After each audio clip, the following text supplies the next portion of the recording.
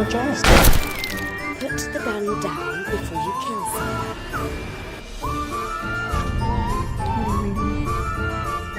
Teenage Girl's Diary.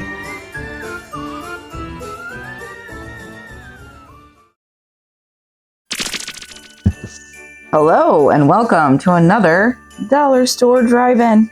I'm your host, Laura. I'm Joel. And we're the Newly Dads. And today is a different kind of a day. Instead of us doing our normal, I just lost my watch here, our normal review, we're going to do, what are we calling it? Christmas Spooktacular. That's what we were calling it. So we're going to talk about movies that we like for the holiday season. Spooky adjacent, spooky movies that are for Christmas time. Christmas horror movies. If this is your first time watching us, thank you for joining. We usually are a half-hour chat show where we talk about a movie that we watched. Normally the criteria is that it needs to be under $5, that it's a horror sort of sci-fi kind of genre, and we've got dogs here too, so you know, he was just getting kisses from Bailey. Keeps licking me this morning. Keeps licking you. And usually it needs to be a movie we've never seen. These movies we've seen before, sometimes several times, so it's a little bit different. We also throw this onto Spotify as a podcast. And Bailey, quit licking your pawpaw. Our dogs are being weird this morning. So if you are listening to us, this is a visual show, so we highly recommend that you check us out at thenewlydads.com. You can find all the links to all the shows. We do much more than just this show. Joel writes a blog for movie reviews. I occasionally do a blog for small business reviews. I actually have one that's going this morning. I already got it scheduled for Serendipity. So check that out. And then we just are fresh off of an event that we just did. So yesterday we did the Holiday Shopping with Serial Killers event at Wolf Hollow. They actually showed us on the news, and it was a lot of fun. So unfortunately the weather didn't really cooperate with us towards the end of the day, but the first half of the day was super fun, and hopefully they have lots more of those kinds of events in the future so you can partake. But that's enough of me rambling on and on and on and on, I guess. So what do you want to talk about? You want to talk about your movies first? Well, we're going to talk about what constitutes a... So I listen to a podcast, and the person that the podcast is Gretchen Rubin. She does the Happier podcast, and her and her sister are the hosts of it. And she came up with a kind of interesting take on what makes a Christmas movie a Christmas movie. And, you know, they were kind of talking a little bit about it. And Gretchen said, I think it was Gretchen, said, what, you know, like her criteria or thought behind it is, if Christmas did not exist in the movie, would it still be, or would the movie still exist? So like if Christmas wasn't present, would the movie still take place? So like, would the plot of the story be able to continue to go? So if you think about things like Gremlins, for instance, that's always a good one because people always associate that one with kind of like a Christmas horror movie. Would the movie still take place if it wasn't on Christmas? And honestly, the reason that he received the Mogwai was because it was his birthday. It was a birthday present. So it wasn't a Christmas present, which is a little odd. If they would have said this is his Christmas present, then it would have changed the entire movie, I feel like. But so in that sense, no, it's not a Christmas movie because it could take place anytime in the wintertime. It could take place anytime during the year. So even though it's Christmas adjacent and we still like to watch it during the holiday season because it's very Christmas feel to it, it's technically not a Christmas movie. Nope, because once he gets the Mogwai, he has Gizmo, and then Christmas comes up shortly thereafter. And it just happens that, you know, all heck breaks loose. And you get the fantastic story from Phoebe Cates about her dad, which is horrifying, amazingly horrifying. But, you know, come at us and let us know what you think. You know, you can always reach us at contact@thenewlydads.com. I may have opened the door. I thought it was a sound theory, you know, or sound opinion that she had. That we discussed this at length after she brought this up because it branched out into other holiday films. But to bring up another one that is a very divisive film, Die Hard. Not a horror film, but probably the most, An action talked film. about, like, Yeah, I guess we don't talk about that. Christmas movie that's either is or is not. Die Hard took place because they decided to take over Nakatomi Towers at the Christmas party in which John McClane came to visit his wife, who worked for Nakatomi and was at the party. So therefore, the only way that wouldn't be a Christmas movie is if Hans Gruber had decided to take over Nakatomi Tower a week earlier, a week later. Which he very well could have, but the problem is John McClane wouldn't have been there. Yep. So then And he's the whole reason of the building exploding. And if you haven't seen it, please watch Die Hard. What are you doing with your why have we life? not? But that just means that therefore, Yeah, it's a Christmas Christmas movie. So, like things like obviously Nightmare Before Christmas. It's got Christmas in the title. It's all about kidnapping Santa. But it also needs Halloween in it. So it's technically also a Halloween movie. so it's both. I know this is going to maybe create some controversy, but think about it. Think about what she said as far as what the criteria is. Start relating it to other movies, and we got into some big ones, and some of them may not be what you think they are. Yeah, they based on kind of that. well, like Gremlins, for instance. I always thought Gremlins was a Christmas movie. And you can watch it at Christmas and enjoy it as a Christmas movie, and that's fine. But was it designed, or could it be considered actually a Christmas movie based on that criteria? No, because he it got was his birthday. His the birthday whole- could have been any time of the year. genesis of the storyline is his birthday, not Christmas. Yep. The whole genesis of Die Hard is Christmas, not Any other day. any other reason. Because if John McClane hadn't come there for Christmas, never would have happened, or it would have happened in a different way, and it just would have been Die Hard and non-Christmas. Yeah. So, think about it. Apply it to some other big films. I'll throw a couple at you that we discussed. Yeah, we would love to hear your comments and stuff. 1978's Halloween, Satan's Little Helper from 2004, I believe. I'm Mhm. trying to remember. We talked about that on our Halloween Spooktacular. Terrifier And 3. Terrifier 3, not 1 and 2, but part 3. 1 and 2 take place on Halloween. But again, that can be debated. We didn't actually talk about those. But Mhm. anyway, if you have questions, comments, concerns, like I said, email us or go to our Facebook page. Send us a comment, or if you find this video on YouTube at some point, feel free to comment there as well. Yeah, it doesn't necessarily have to be a Christmas movie. I mean, like you were Any saying, movie. it's any movie. It's a holiday film that takes place at a specific holiday, or is thought of as a holiday-based film, like Blood Rage, for example, or Thanksgiving. Other, Thanksgiving, or even obviously. Thanksgiving. Eli Roth's Thanksgiving. Well, it's Thanksgiving, I know, but Yeah. using your criteria right? and then dissecting it a little bit, it's a fun conversation to have with a fellow film lover. Or And- just anybody in general. Yeah, but if somebody knows film, then they're more likely to kind of dig into it a little more, Yeah. because we really dug Well, like into my it. friend Scott Clark has the age-old, argument all the time about Die Hard, and he thinks it's not a Christmas movie. But with this new kind of theory behind it, I Yeah. mean, it technically is a Christmas movie. And I think it's the most sound, logic, You've and ever heard. easiest way to kind of answer the age-old question about all of the films. And speaking of films, Oh, we were yeah. talking about lists. I have my list. So what we're going to do is kind of the same thing we did for our Halloween Spooktacular, because we don't want to get into that, because we could do a whole show just on that. And maybe we will. Is we each are going to talk about 3 of our favorites, or 3 that we want to recommend, or 3 that we think are unique, or whatever. And then at the end, if we have some time left, we will cover the rest of the list and just throw them out there real quick and just say, here's some other ones to consider. So, who's first?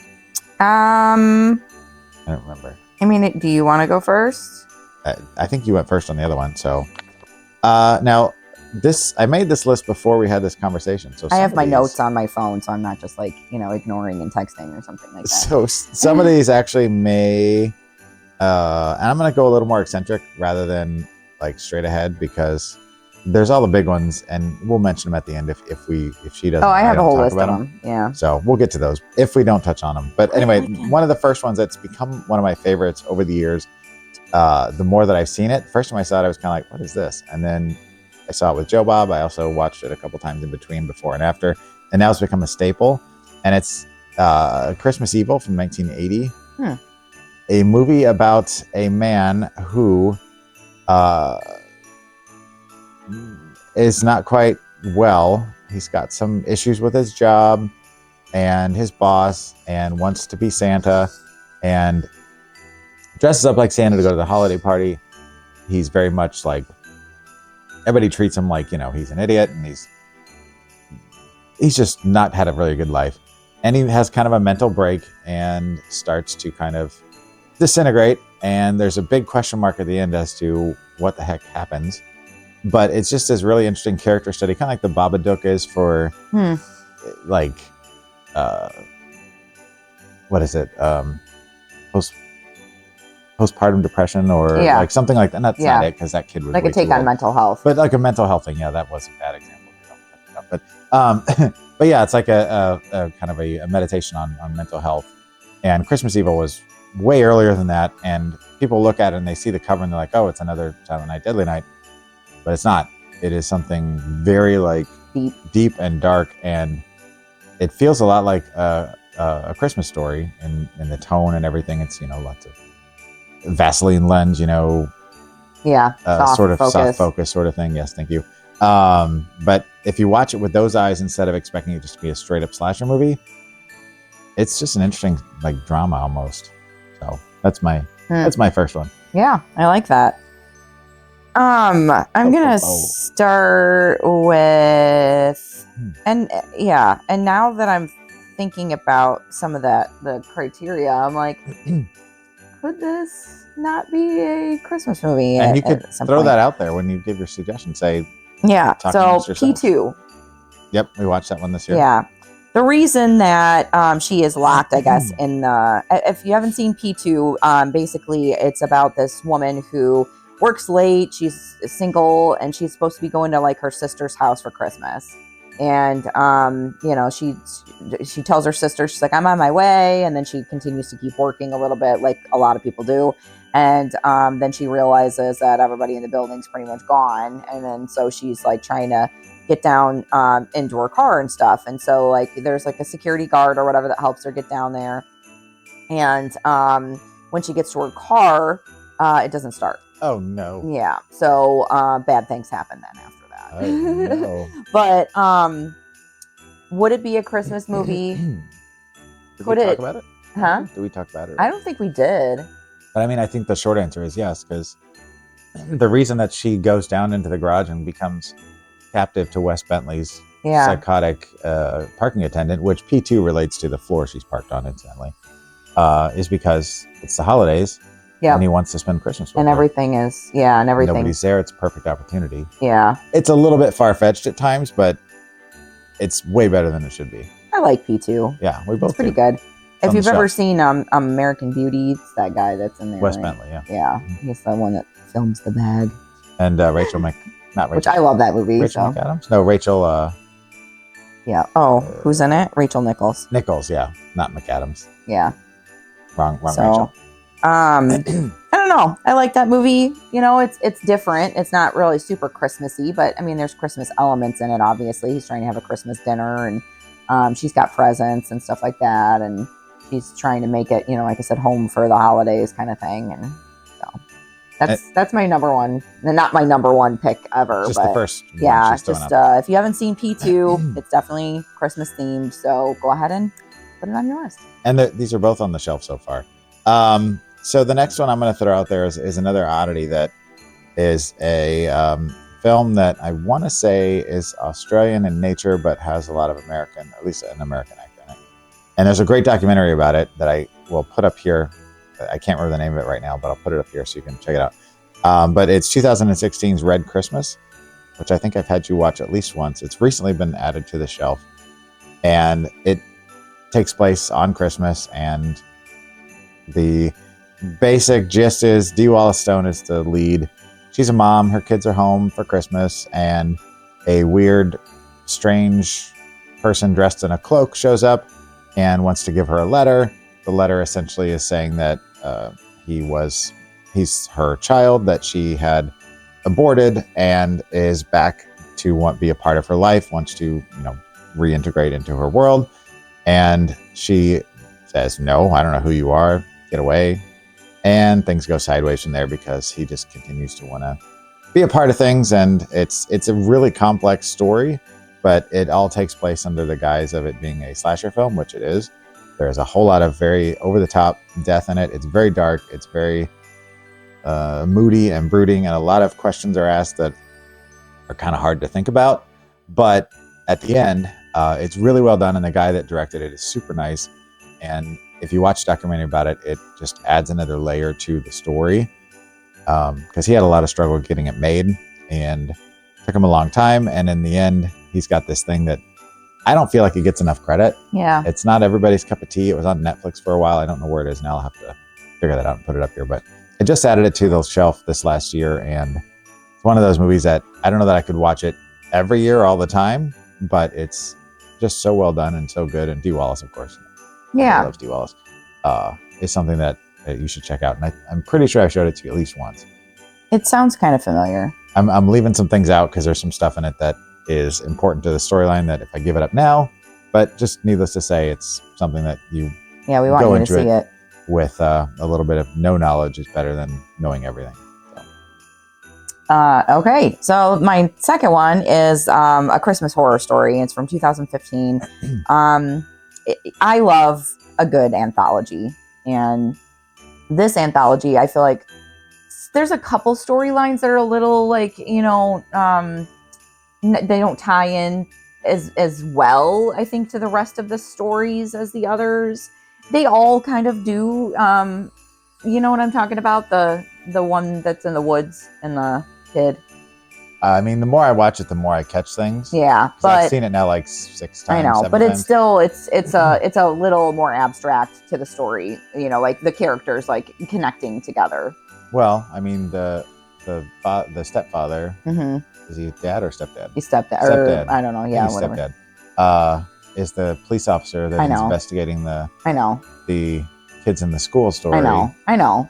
And But you know what I'm saying? Like that's kind of like still a little abstract. I mean, they've still all crossed paths Yeah. theoretically. It's not in a like way. Trick or Treat where it's like there's like a through line. That's It's going less all the way through linear. it. Yeah. It is less linear. It's It's definitely not linear at all. It's not point A to point B and then circle back around. It's like point A to point Yeah. C to point D and then circle back and then point D. Yeah, and because some of number the 3 stuff and- happens like pre this event, and some of it's like post this event kind of thing. I feel like, yeah. But if you've watched it like as many times as we have, and you're still catching things you didn't catch before, Right. It's a good movie. it's a good anthology. There's 4 different stories that are going on.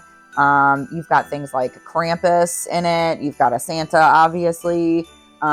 You've got, crazy, like, I don't know, should I even say, like, kind of like what the creature was in the woods? You've got we'll just say the Christmas tree creature. Christmas tree creature. Yeah, there's the like a spooky school, stuff like that. And Got then the wraparound story with William the Shatner. wraparound story, yeah. Is So, the one missing, or is that it? There's only 4. oh, well, the Krampus, and then there's the Santa. Well, that's the wraparound story. No, there's the Krampus in the woods with the family. Oh, Yeah, there's 5. right. Because The Krampus is actually wraparound part story of a doesn't. couple. I mean, I guess it does count. No, the wraparound story is the Santa story. So there's 4 then. Yeah, there's 4. Okay, it feels like 5 because that one. It kinda you're literally like, saon my oh, list. because when you here. get to that one, you're like, Yeah. oh, It's I mean, it's a little sad, like I feel like the main story is a little sad, it's really, I feel like, really well done. There's like zombie elves in it. There's like, it's crazy. Like, like you said, there's Krampus or Santa. Krampus and Santa, and It's definitely a Christmas movie. it is definitely crazy. Well, it wouldn't take place if it wasn't on Christmas, that's for sure. I mean, I know it's in the title, but we also discussed that Halloween. It's not necessarily Halloween. But if you like Trick or Treat, which she gave as an example, Yes. it's like that, but with the less comedy and more drama. Yeah. It's definitely a little darker. Yeah, it is. It's definitely darker. But it's on the same lines. Yeah. Not quite as, it's almost as good, but not quite. Yeah. Yeah. It's got a couple of shortcomings. Yeah. It literally says a group of teens investigates a haunted school basement. A family brings home more than a Christmas tree from the woods. A couple faces the wrath of Krampus after misdeeds, and Santa battles zombie elves at the North Pole. those are the stories. Yep, that doesn't give anything away No. in terms of any of the storylines, really. And it's all Pretty connected vague. by the radio DJ. Yeah. Yeah. Which is William Shatner in a Oh. very well cast role. Like you Yeah. wouldn't think of him as being like It's a funny. DJ, but it He's the works. funny part, I feel like. Yeah, but even his like It's still sad. is still sad. And if you watch it, there is a bit of a stinger at the end. It's not really a funny stinger, but it is a stinger. So watch through the credits because there's one other scene with William Shatner that happens. So that's my number 2. And I got so involved with what you were saying that I forgot to choose what my number 3 was. Because I have 2 here that I really like. And how are we doing on time? We're fine. 19. Okay, because we still got to talk about the other thing. We don't have any trailers or nothing, so okay. I'm gonna go with Mercy Christmas from 2017. I for sure have not seen that. So it's about a lonely guy who works in an office. He gets invited to a family's Christmas because he doesn't have anybody to go spend time with, and he turns out that he is Christmas dinner, and it's a family of cannibals in a suburban neighborhood in the UK. And it turns into his struggle to either A, get eaten, or B, get away. And there's other people that have been caught for various dinners. And the family it's a comedy, but it's also really pretty sad and dark at the same time. It's very violent. It's very, I don't know. I went into it looking for I'm like, what other Christmas horror movies are out there? So I'm like, let's watch this one. I was like, whoa, okay. Why do more people don't know about this film? Mm-hmm. And the lead guy that's the guy that's trying to get away, he is reminds me of Nardole from Doctor Who. I can't think of the actor's name. He's got alopecia, and he's Oh, yeah. Matt something. I'll Yep. put him up here. But he's a comedian. He was on Little Britain. Yep. But he reminds me a lot of that guy, except this guy just is bald. I think he has eyebrows. Anyway, if you've never heard of it, you've never seen it. Once you've seen it, I think you'll add it to your list because it is, I don't know, it's Dexter meets a Halloween or a Christmas movie. I don't know. And Dexter's a bad example because he's not a cannibal. Scratch that. Hills Have Eyes meet Dexter Matt meet Lucas. a Christmas movie. What? Matt Lucas. Matt Lucas. Thank you. I'll have put that up there already, but I'll just put his picture and then let her give out I'll fix it in post. Will ya? No. All right. I mean, yes. Am I on my 3rd one now? You're on your 3rd one now. So I originally wanted to do It's a Wonderful Knife, and that's a newer movie. We watched it once. I thought it was fun. It was like a Scream kind of slasher movie. It's still fun to watch. I recommend if you're, I don't know, if you're into Scream kind of movies, I would say that it's like a campy, How many times we watched it this year? 3 or no, twice. You said Yeah. 3. No, Twice. I mean, I've watched it 3 times total Oh, now. 3 total, yeah. But but twice this year. We watched on Friday night. So this is like a brand new movie for me. It's not a brand new movie, but on Friday night we watched Joe Bob, the Last Drive-In. Oh, yeah. And Late entry. yeah, late entry. Rare Exports, A Christmas Tale from 2010. Yep. I really enjoyed watching that. It is dark. It is gloomy. It's bleak.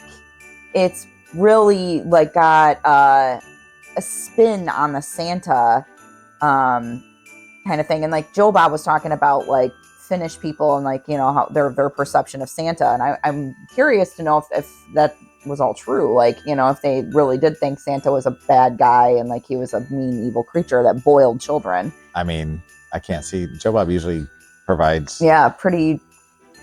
Yeah. But some of it's, his own, opinions and stuff like that. But sure. Yeah, so they basically unearth, this thing that's in the middle of the earth, and yeah, they think it's the real Santa. We find that out in the beginning of the movie. It is in Finnish, so It's right? English and Finnish. And It goes English back and Finnish, forth, yeah. Depending on the character. There are some subtitles, yeah, depending on the scenes that you're watching. It's shot really well. There's a lot of frontal male nudity in it, so if you're not into that kind of thing, it's not in your face. It's kind not of. overt, but it's No. not like they're trying to hide it. Right. And the stories about how they got that, this was entertaining. Oh my gosh. But yeah, if you like to see 60-year-old men with their pants off and their shirts off and their shoes off and they're just running they're around just in a the long cold. beard, Yeah. we got your movie for you. It's really good. I like it. I like all the characters in it. I had only seen it once before for a show I used to be not a show. Well, it started as a podcast, but it ended up being a blog that I used to be the assistant editor for called The Creepercast. And I didn't think much of it. Like, I didn't hate it, but I was like, that was interesting. I don't know how I feel about that. And then we watched it again.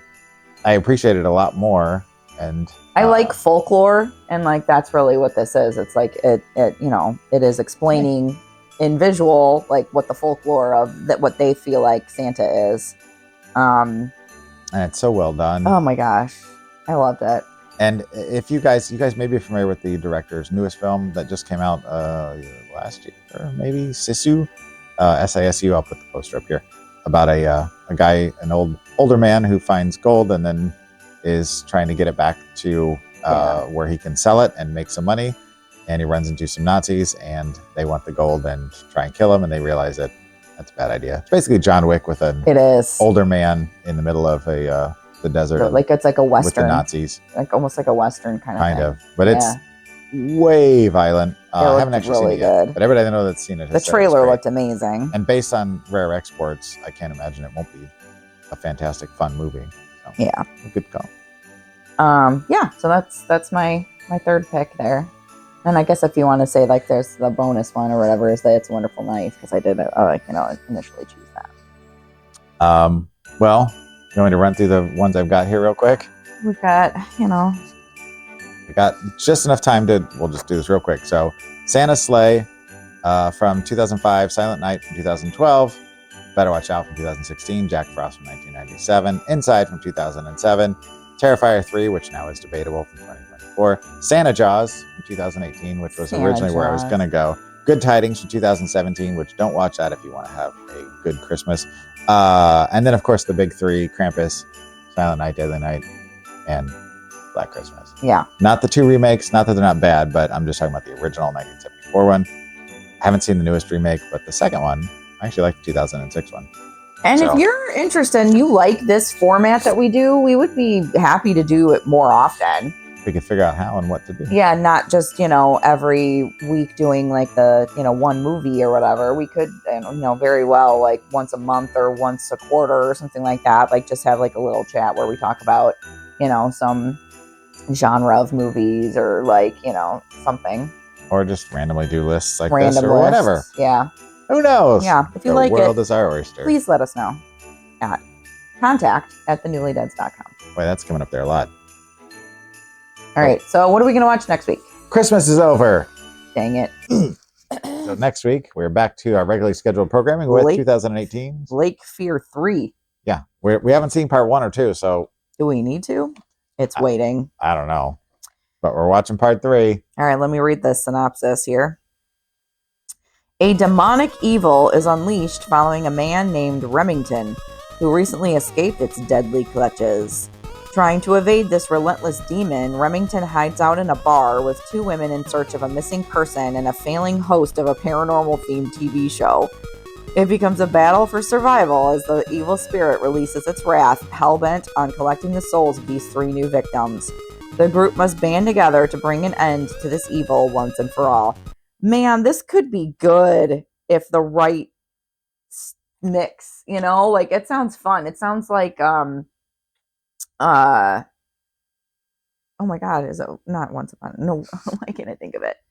The one with George Clooney, where they go to the bar and then like it's like vampires. From Dusk Till Dawn. From Dusk Till Dawn. I was like going to say Once Upon a Time in Mexico, and I'm like, that's not what I'm like trying to say. The failed paranormal investigator. All of a sudden, I thought about that other Christmas movie we Yeah. watched that we didn't know was a Christmas movie. Yeah. The Night Sitter. We Yeah, keep The talking Night about Sitter. that movie. If you haven't watched it, at We some liked point you it. should. And it wasn't as good as we're probably like. It was fun. I have a but feeling this is not going to it's be not going to be in great. the rotation. But I'll tell you once the camera's off because I don't want to spoil anything for next week as far as what the general public thinks of this film. oh, But what we think you'll find out next week. Yes. So, All anything right. else? No, I think that's perfect timing. Look So, at that. thank you. Happy holidays. Happy Yule. Happy Hanukkah. Happy Kwanzaa. My Like dad whatever used to you say, celebrate. Merry ho ho. Merry ho ho.